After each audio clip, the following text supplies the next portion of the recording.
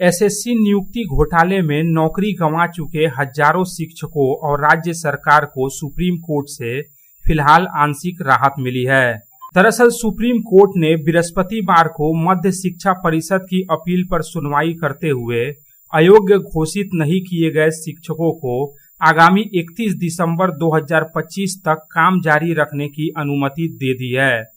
हालांकि यह अनुमति कुछ शर्तों के साथ अस्थायी रूप से दी गई है। सुप्रीम कोर्ट के इस फैसले से उन हजारों शिक्षकों को बड़ी राहत मिली है जो पहले ही नौकरी से बर्खास्त किए जा चुके थे या जिनकी नौकरी खतरे में थी।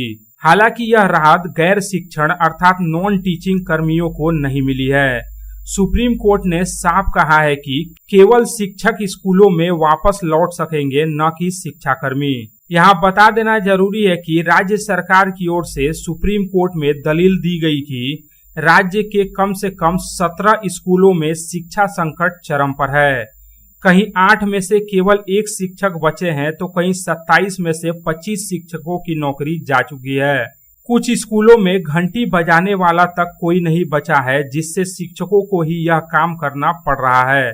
इन विषम परिस्थितियों के चलते स्कूलों में माध्यमिक और उच्च माध्यमिक परीक्षाओं की कॉपी जांच को लेकर नए शैक्षणिक सत्र की पढ़ाई भी बुरी तरह से प्रभावित हो रही थी। इसी आधार पर शिक्षा परिषद ने सुप्रीम कोर्ट से अस्थायी राहत की मांग की थी। यहाँ बताते चले कि सुप्रीम कोर्ट ने एसएससी मामले में लगभग 25,752 शिक्षक और शिक्षा कर्मियों की नियुक्ति को एक साथ रद्द कर दिया था। पश्चिम बर्धमान जिले में भी लगभग 550 शिक्षकों की नौकरी चली गई थी, जिसकी वजह से पश्चिम बर्धमान जिले के कई स्कूलों में गंभीर संकट खड़ा हो गया था और शिक्षकों की नौकरी चले जाने की वजह से स्कूलों का पठन पाठन बुरी तरह से प्रभावित हो रहा था। इसके खिलाफ मध्य शिक्षा परिषद ने अंतरिम स्थगित की मांग की थी और सुप्रीम कोर्ट में याचिका दायर की थी। फिलहाल यह मामला सुप्रीम कोर्ट में सूचीबद्ध है, लेकिन सुप्रीम कोर्ट में अन्य वक्फ संबंधित मामलों की सुनवाई भी चल रही है। ऐसे में अब यह देखना होगा कि इस केस में आने वाले दिनों में अंतिम फैसला कब और क्या आता है।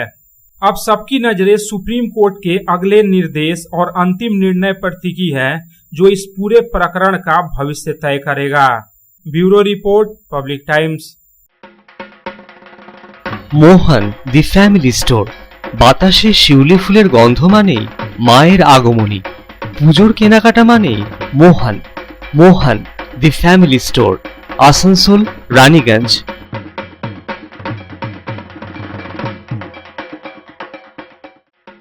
दुर्गा पूजा हो या दीपावली या हो कोई भी उत्सव, कपड़ों की खरीदारी के लिए आपकी पहली पसंद मोहन दी फैमिली स्टोर। एक छत के नीचे फैमिली की संपूर्ण खरीदारी और ब्रांडेड कंपनियों के गारमेंट्स का नाम मोहन दी फैमिली स्टोर, आसनसोल, रानीगंज।